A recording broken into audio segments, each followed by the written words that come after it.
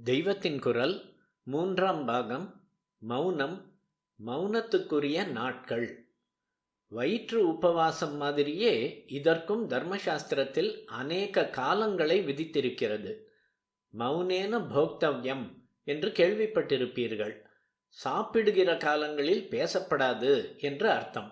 வாய்க்கு உள்ள 2 வேலைகளில் ஒன்றான சாப்பிடும் போது இன்னொரு வேலையான பேச்சையும் தரப்படாது.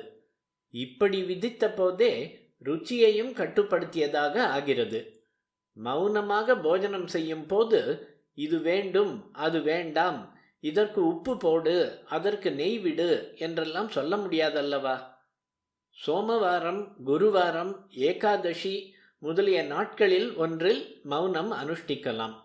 சோமவாரம், குருவாரம் ஆபீஸ் இருப்பதால் ஞாயிற்றுக்கிழமைகளில் மௌனம் இருக்கலாம். பாதி நாளாவது இருக்கலாம். எத்தனையோ காரியங்களை வைத்து கொண்டிருந்தார் காந்தி. ஒரு வீட்டிலே அப்பா என்றாலே எவ்வளவோ காரியம் இருக்கும். அவரை தேச பிதா, ஃபாதர் ஆஃப் த நேஷன் என்கிறார்கள். அப்படி இருந்தும் வாரத்தில் ஒரு நாள் மௌனம் வைத்து கொண்டிருந்தார். மௌனமாய் இருக்க கட்டுப்படியாகாது என்று எவரும் சொல்ல முடியாதபடி அவர் ஒரு எக்ஸாம்பிள்.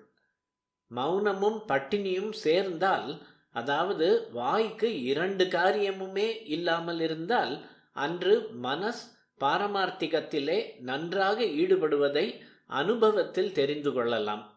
அதனால் அவரவர் இஷ்ட தெய்வத்துக்காக சிவராத்திரியோ ஷஷ்டியோ ஏகாதசியோ பட்னி கிடக்கிற போது மௌனமாகவும் இருக்கலாம். அம்பாளை உபாசிக்கிறவர்கள் நவராத்திரி பூராவும் மௌனம் இருப்பார்கள்.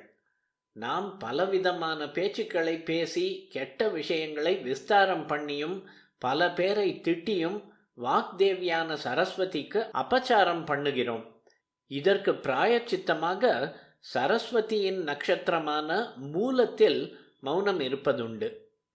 குறிப்பு: ஸ்ரீசரணர்களே இவ்வாறு மூல நட்சத்திரம் தோறும் மௌனம் அனுஷ்டிப்பவர்கள்தாம்.